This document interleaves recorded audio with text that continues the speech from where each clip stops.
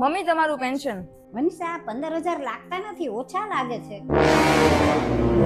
Mummy 10,000 જ આવે છે ને? ના ના 15,000 આવે છે, આ તો 10,000 જ લાગે છે. મમ્મી ખબર નહીં, એમાંથી તો 10,000 નીકળ્યા ને મને તો ખબર જ નહોતી કે કેટલા આવે છે. તો પછી મને તો એમ થયું કે 10,000 આવે છે તો હું તો લઈને વઈ આવી. ખબર નહીં કેમ આ વખતે 5,000 ઓછું પેન્શન આવ્યું હશે. કાંઈ વાંધો નહીં મમ્મી, હું બેંકમાં વાત કરી લઈશ. હો ને? હા હા કાંઈ વાંધો નહીં.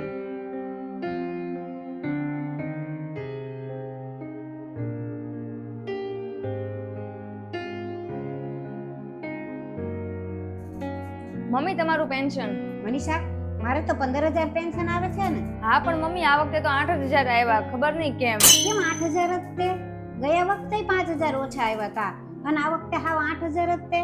તું કહેતી હતી ને હું બેંકમાં જઈને તપાસ કરીશ, કરી દે. મમ્મી તમે એવું કેમ બોલો છો? જેટલા પૈસા આવ્યા એટલા તો હું તમને આપું છું. અને બેંકમાં હું ગઈ હતી તો બેંકે એમ કીધું કે નવા નિયમ આવ્યા છે ને તો એટલા જ મળે છે. પણ તું ખોટું ન લગાડ, હું કાંઈ તારો વાંક નથી કાઢતી. ખોટું લગાડવાની વાત નથી, પણ તમને મારા ઉપર શક છે કે હું જ પૈસા લઉં છું. હું કોઈનો વાંક નથી કાઢતી, પણ હું પોતે જ વિચાર કરું છું કે આવું કેમ થયું કે એ વખત આવા ઓછા પૈસા આવ્યા. મારે કોઈ તમારી સાથે વાત નથી કરવી. તમને એટલી બધી પ્રોબ્લેમ હોય તો તમે જાતે જઈને જ તે ઉપાડી આવજો પૈસા.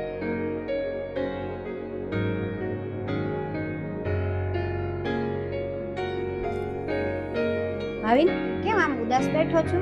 અરે કાઈ નહીં મમ્મી, આમ જ રમસતા. હું તારી મમ્મી છું, મને બધી ખબર પડે છે. બોલ શું થયું? અરે મમ્મી એમાં એવું થયું કે થોડોક હમણાં ધંધામાં ખોટ ગઈ અને પાછો થોડોક વધારે સામાન ખરીદી લીધો હતો અને બધો સામાન ગોડાઉનમાં ભર્યો હતો. અને એમાં થોડાક દિવસ પહેલા વરસાદ એટલો બધો થઈ ગયો ને તો બધું પાણી ગોડાઉનમાં આવી ગયું ને ભરાઈ ગયું, તો બધો સામાન ખરાબ થઈ ગયો. અને પછી હવે જે આ સામાન ખરીદો છે એ બધા પાસે મારે પૈસા હજી ચૂકવવાના બાકી છે. એમના ઉધારમાં લીધો છે સામાન. મેં એને એમ કીધું હતું કે જેવો આ સામાન વેચાઈ જશે એવા હું તમને પૈસા આપી દઈશ, કેમ કે દર વખતે એ રીતના અમે કરતા હોઈએ. હવે આ બધો સામાન પલી ગયો, ખરાબ થઈ ગયું, તો હવે કેવી રીતના મારે ચૂકવવા એમ થાય. હવે જો ધંધામાંથી હું ઉપાડીને પાછા એમાં નાખું તો ધંધામાં બીજો ખોટ તો હાલે જ છે ને એમાંય તે ઘટે પૈસા.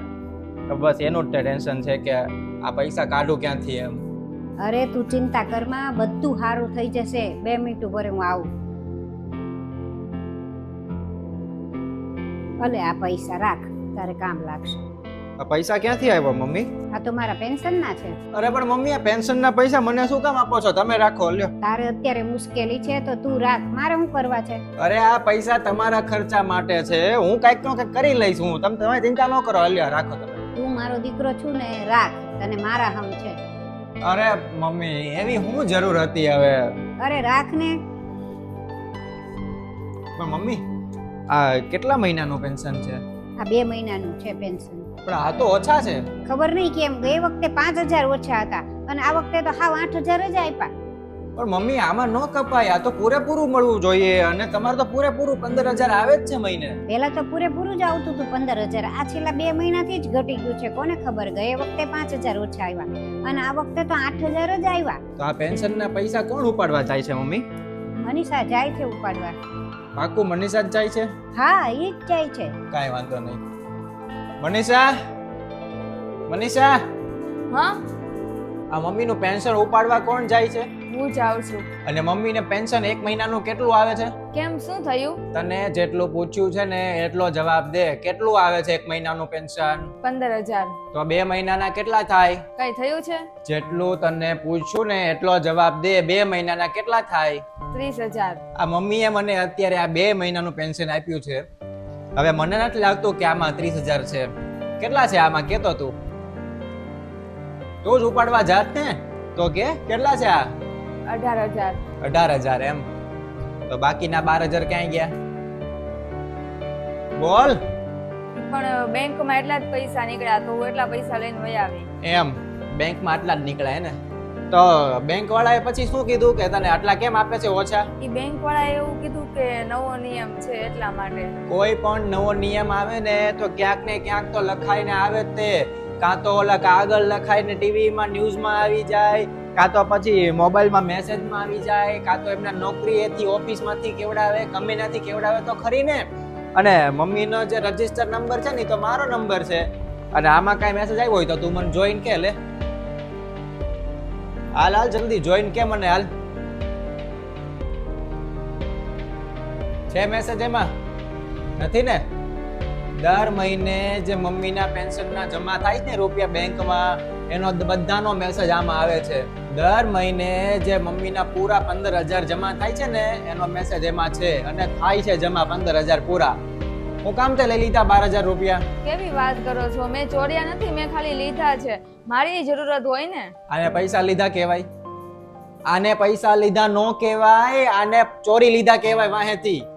કેવી વાત કરો છો? મારે જરૂર હતા એટલે મેં લઈ લીધા, એમાં શું થઈ ગયું? આ કેવી ગાંડા જેવી વાતો કરે છો તું? અને તારે જરૂરત હોય, જોતા હોય તો મારી પાસેથી માંગી લેવાય પૈસા. અરે પણ મારાય કેટલા ખર્ચા હોય છે, દર વખતે તો હું તમારી પાસેથી પૈસા ન લઈ શકું ને.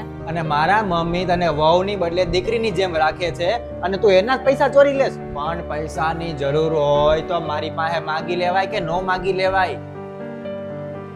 અને આ તું કેટલા મહિનાથી કરતી એ અમને શું ખબર પડવાની? અને આજે તો તું પકડાઈ ગઈ, અને કદાચ નો પકડાની હોત તો આ ભવિષ્યમાં ક્યાં સુધી હાલતું આવત? મેં ચોરી નથી કરી. તો શું છે આ? ચોરી નથી તો શું છે?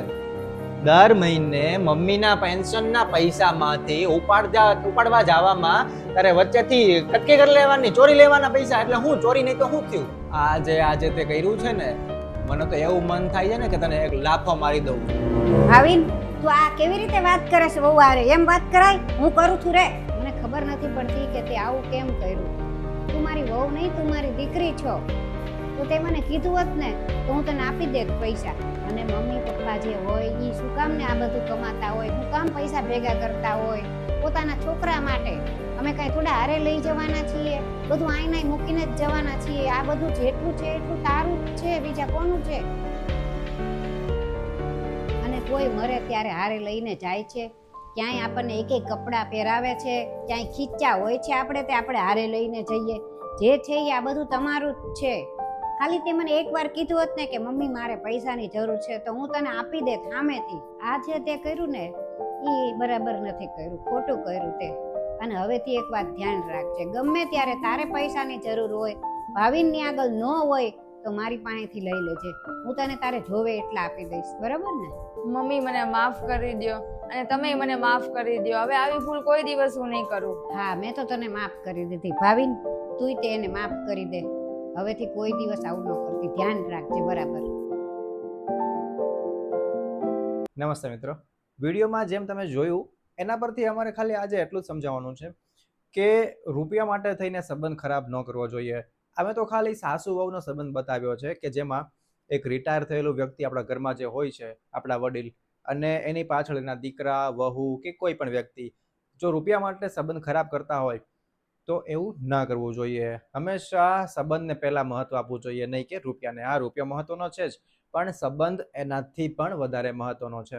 બાકી ઘણી જગ્યાએ ભાઈઓ વચ્ચે અથવા મિત્રો વચ્ચે પણ રૂપિયા માટે સંબંધ ખરાબ થતો હોય છે, તો એવું ના કરવું જોઈએ. બાકી તમને વિડીયો ગમ્યો હોય તો લાઈક અને કમેન્ટ જરૂર કરજો.